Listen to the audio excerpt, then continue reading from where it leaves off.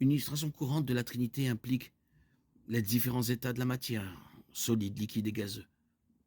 L'illustration utilise généralement l'eau comme exemple. L'eau existe sous forme solide, glace, liquide et gazeuse, vapeur d'eau.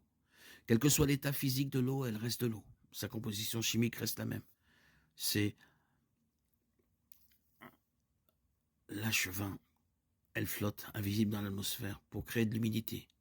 Ou elle flotte en morceaux dans votre thé pour aider à soulager l'humidité. Le problème avec cette illustration est que l'eau liquide, lorsqu'elle gèle, passe de liquide à solide, et lorsqu'elle bout, elle passe à vapeur.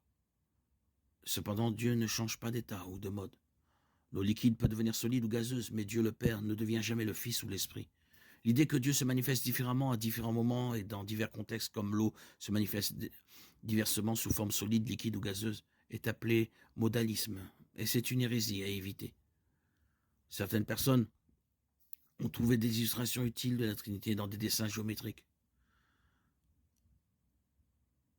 Le triangle, par exemple, possède 3 côtés indépendants, reliés pour former une seule forme. Une autre forme est le triquetra, qui comporte 3 arcs congruents et entrelacés, formant une sorte de triangle du centre.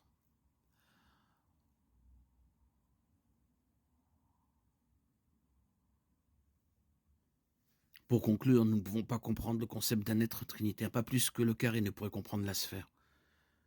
Mais nous acceptons la parole de Dieu et par la foi, nous comprenons que Dieu existe dans un royaume et d'une manière qui dépasse notre expérience, notre entendement.